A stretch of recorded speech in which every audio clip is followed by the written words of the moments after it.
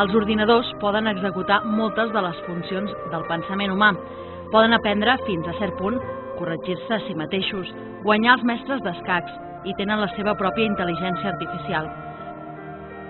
Si un ordinador pot fer quasi totes les coses que pot fer el pensament, què ens diferencia de les màquines? Estem tan programats com els ordinadors? Som les persones realment lliures o som esclaus de la nostra mecanicitat? Avui de tot això en parlem amb Cristian Carles Tolrà, terapeuta i professor de meditació.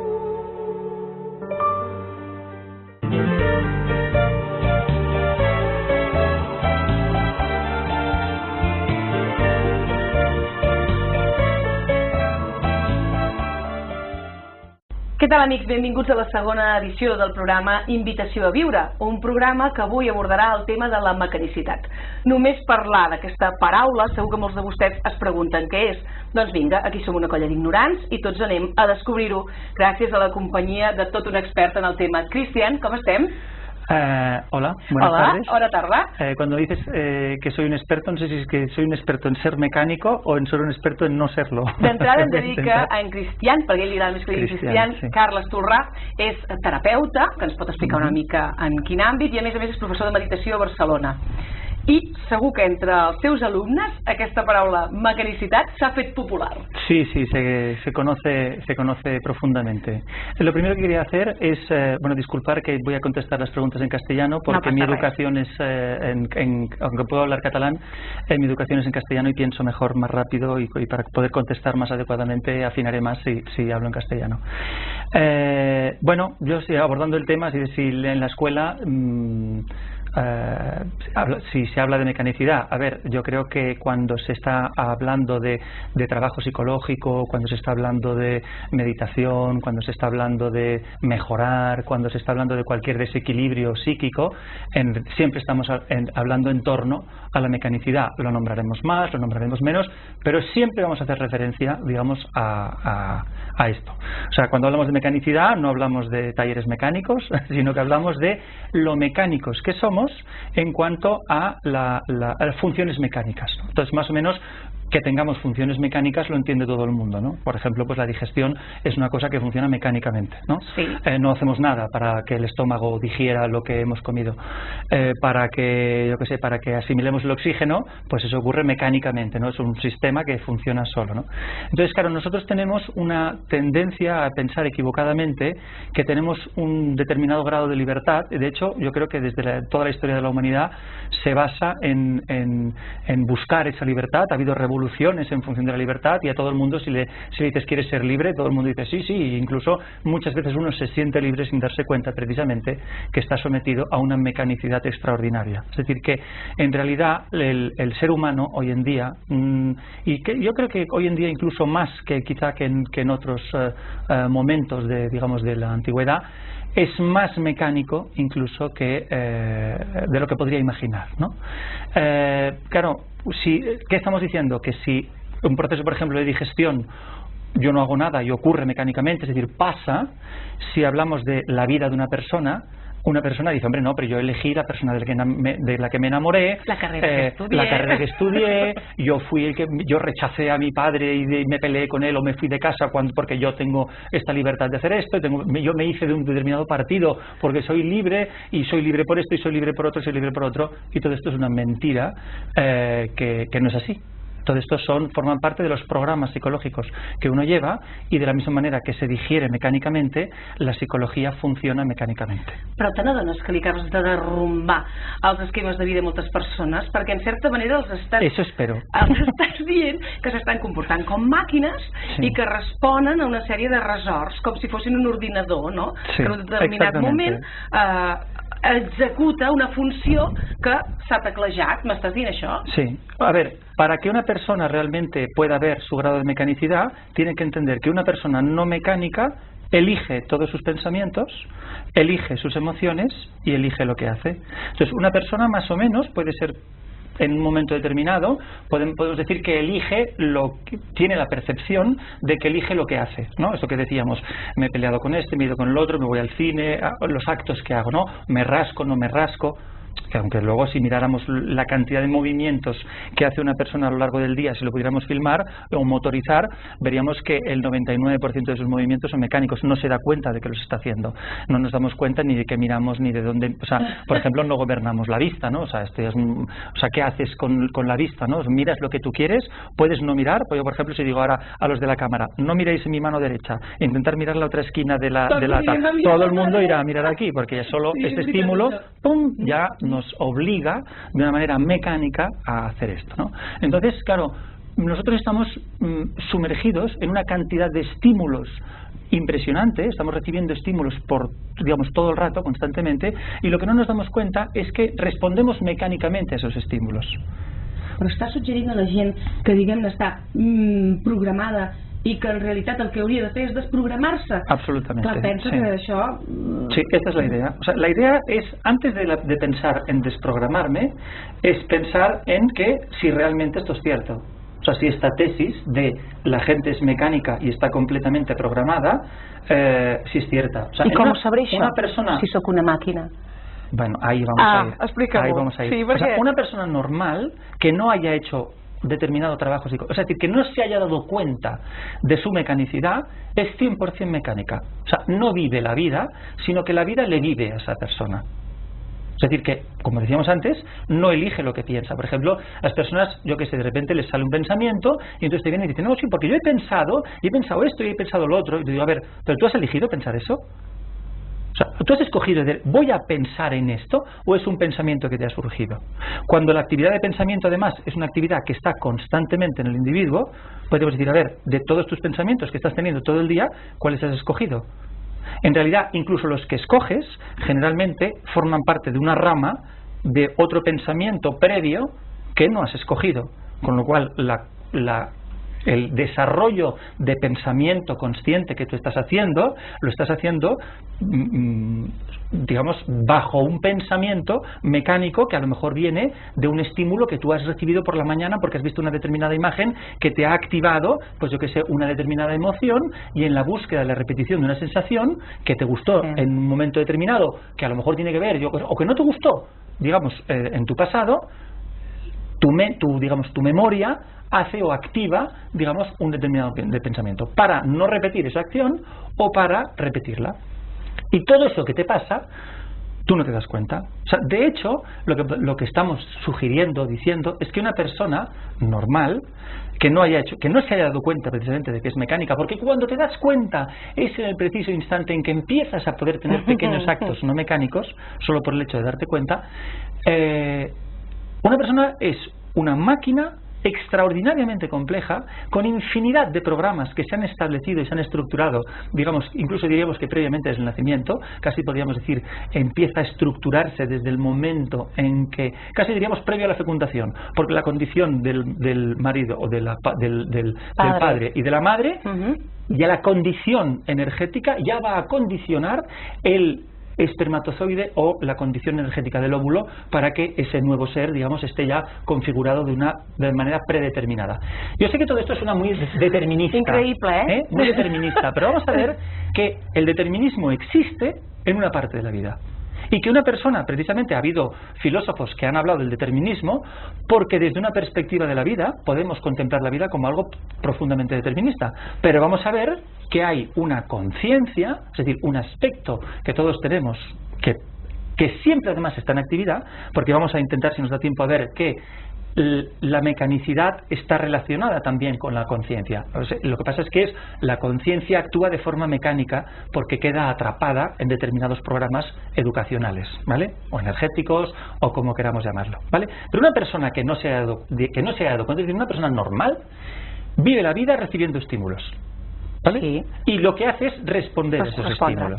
Estímulo-resposta, sí. Vale. Y esa respuesta està condicionada per la programació que tiene. Però quins programa? Hi ha d'haver alguna cosa aquí dintre nostre que vagi decidint totes aquestes coses, que tu dius que no són decisions. Tu memòria. La teva experiència, el bagatge. Tu memoria animal, la memoria del comportamiento de lo que tú has recibido y vivido constantemente a lo largo de toda tu educación. ¿Vale? Es decir, tú naces y ya decimos, empieza previamente, ahora nos complicaríamos mucho a lo previamente que nos damos, pero digamos, tú naces, evidentemente todo el mundo entiende que hay una cierta determinación, vamos a llamarle, o muy profunda determinación genética, que va a configurar, le llamamos genética en el sentido de que le hemos atribuido a ese genoma pues el fenotipo que va a ser el biotipo que yo tengo, ¿no?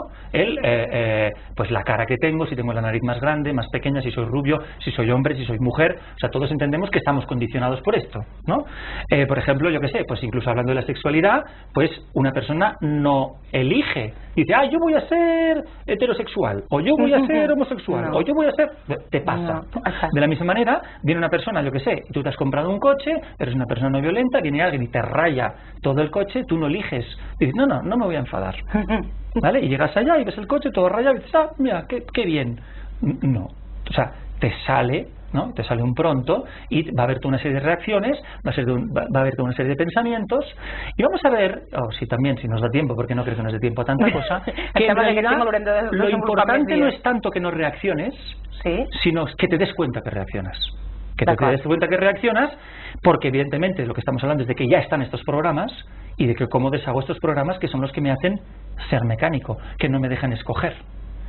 Con lo cual, cuando yo me doy cuenta de que ha saltado un programa y de que me voy a enfadar, y a lo mejor yo qué sé, pues de repente veo a la persona que me ha rayado el coche, y entonces voy hacia ella, le increpo, y entonces el otro me dice, ¿y tú de qué vas? Y entramos en un conflicto, y a lo mejor me pega un puñetazo, y entonces no solo me han rayado el coche, sino que además me han dado un puñetazo. Y en el mejor de los casos, soy muy fuerte, que a lo mejor un telespectador está diciendo, ¿a mí me van a pegar?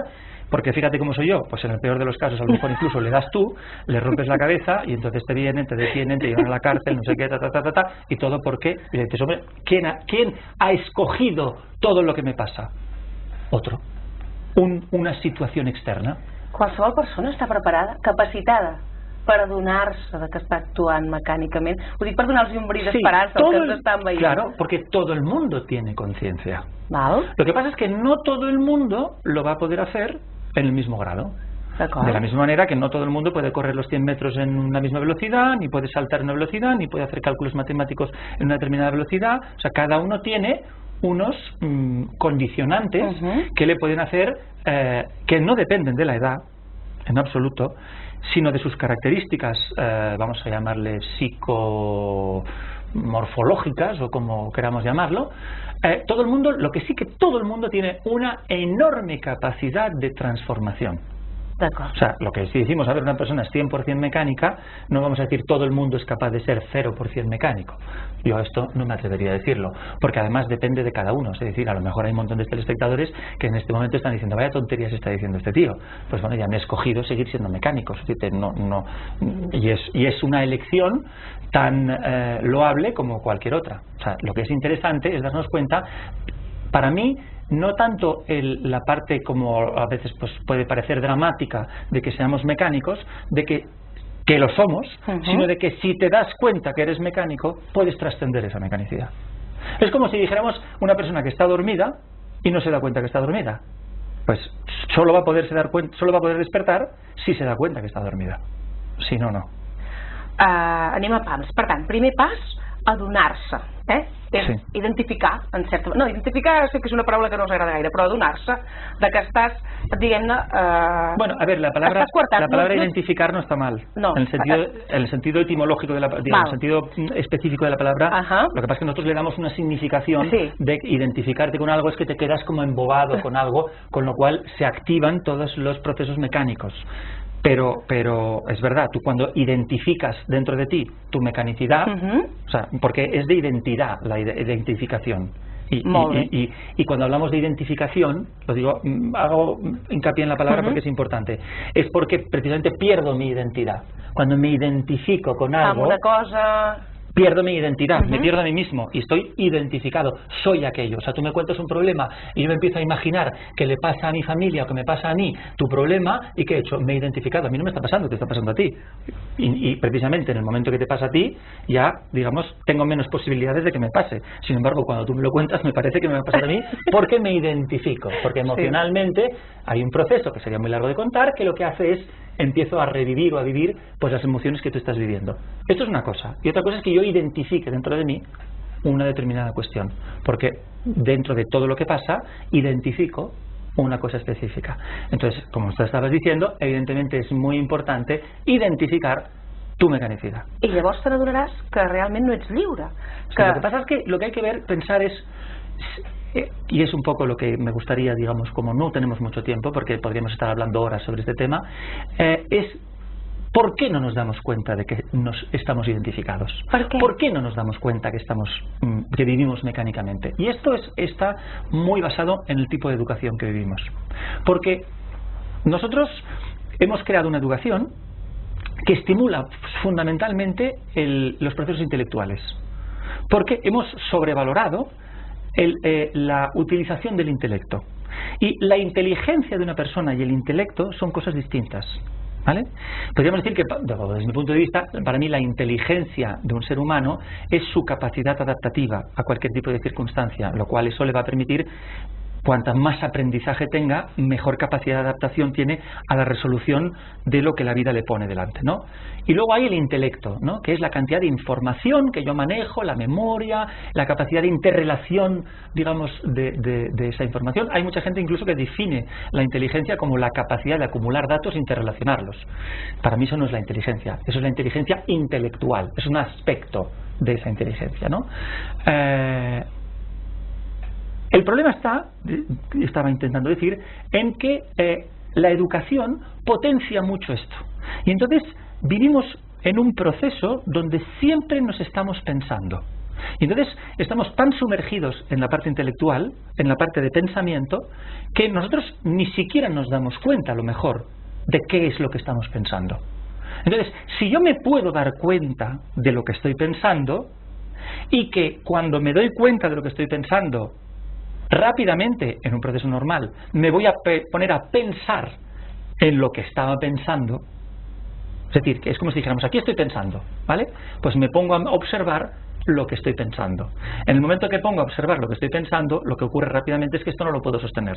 Y entonces inmediatamente creo un pensamiento que se interpone entre lo que observo y lo que pienso, y rápidamente me pongo a pensar sobre lo que pienso. Pero si mantengo la observación, ¿sí?, me puedo dar cuenta de que estoy pensando sobre lo que pienso.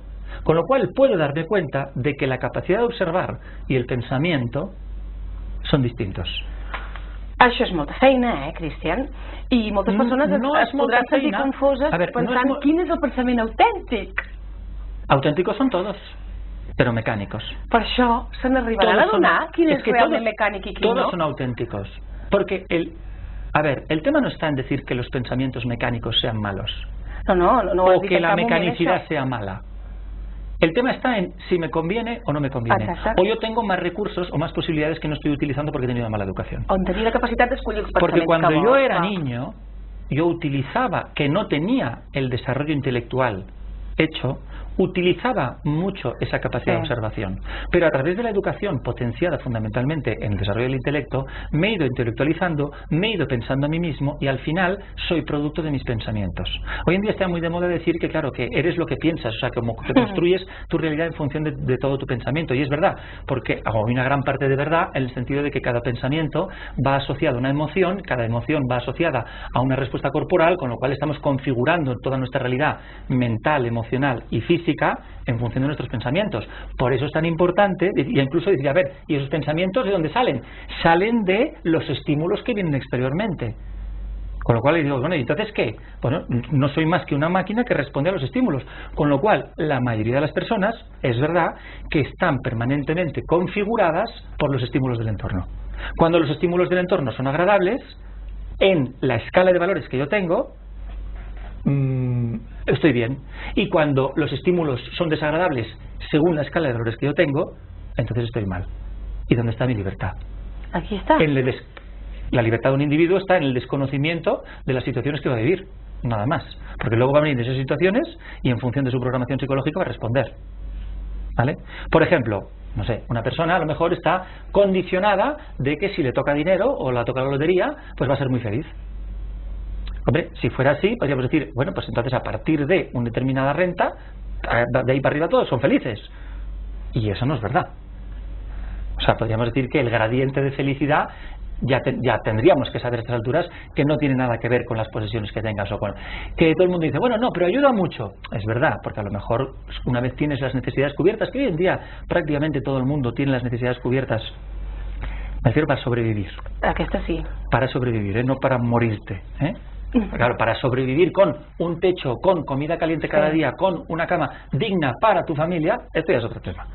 Pero es que antes de morirte, de ahí a morirte, hay mucho trecho. O sea, realmente decir, a ver, ¿cuánto nos hemos alejado del hombre que se preocupa cuando se levanta por la mañana si se va a morir de hambre o no? Hay zonas del mundo que están así, pero en nuestro mundo occidental estamos muy lejos de esto. Muy lejos. Lo que pasa es que nos hemos creado unas necesidades que establecemos como, yo que sé, prioritarias. Entonces, básicas y que cada si tuviéramos 100.000 personas, a cada persona te daría una lista distinta de lo que son las necesidades básicas. Entonces, no nos pondríamos de acuerdo nunca qué es exactamente lo mínimo que se necesita. Pues mira, lo que te mantenga vivo, podríamos decir. Eso es lo mínimo para no estar muerto, ¿no? O sea que de ahí a cómo estamos, en realidad hay una distancia enorme, ¿no?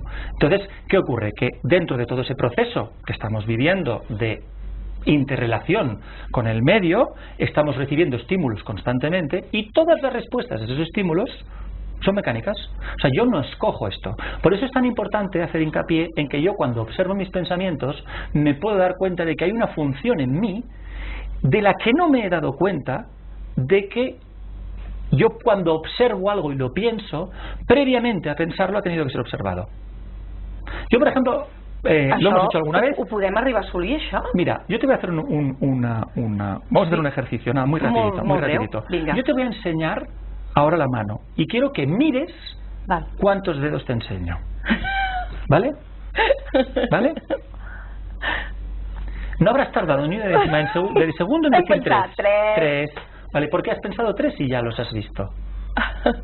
Eso es la mecanicidad. Porque tú, para ver que hay 3, no hace falta que digas 3, ya los ves, ya lo sabes que están. Sin embargo, salta un pensamiento mecánico que dice, hay 3. Entonces, ¿qué pasa? Que hay un pensamiento que está acostumbrado a constantemente ir explicándome mi vida.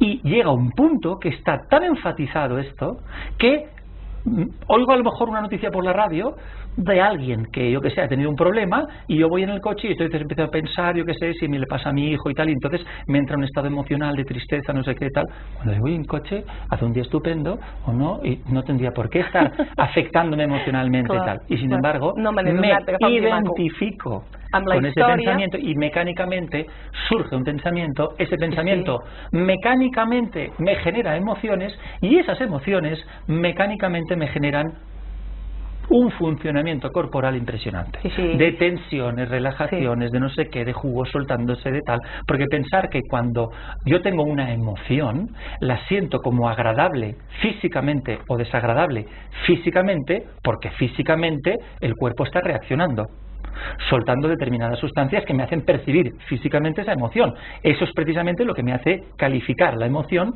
como agradable o desagradable. Eso que estoy sintiendo, eso que está entre medio, digamos, de la experiencia física y el pensamiento.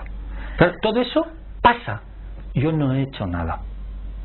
¿Cuánto tiempo tenemos? Estem a la recta final. Jo crec que per acabar avui, perquè jo penso que de la mecanicitat n'haurem de tornar a parlar, si et sembla bé, sí, podemos hablar el dia que et tornis. Però igual que has fet aquest petit exercici amb mi, podries suggerir-ne un perquè els nostres telespectadors vagin treballant fins que tu tornis a venir la propera vegada a parlar de mecanicitat? Encantado de la vida. Mira, aquesta deu ser la teva càmera.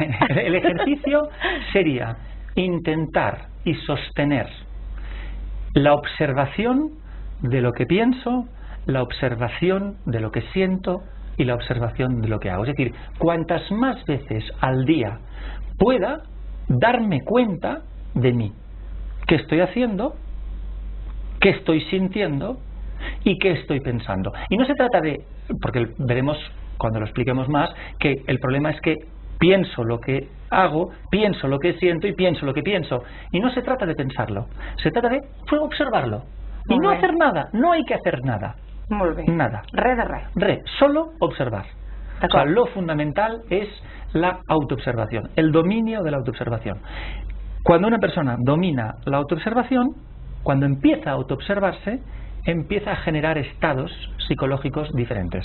Por tanto, dominar la autoobservación va a ser como el primer paso que necesita una persona para poder hacer una transformación psicológica, evidentemente con la finalidad de vivir de, ya que estamos hablando de mecanicidad, de elegir. De ser més lliures, no? Cap i a la fi. Sí, porque si lo podemos desarrollar y soy capaz de comunicarlo con la suficiente inteligencia o capacidad, digamos, de que sea inteligible, una persona no tiene mucha elección en lo que va a vivir, pero tiene un 100% de elección en cómo lo va a vivir. O sea, yo no puedo elegir si mañana va a llover o no. Si estoy programado de una determinada manera, diré que hace mal día. En cambio, me puede ser un día maravilloso, tanto si llueve como si no. O sea, yo puedo elegir cómo vivo ese día, però no puedo elegir que llueva o no. Doncs amb aquest missatge ens quedem, Cristian. Espero que tornis. Serà d'aquí just a un meset que continuarem parlant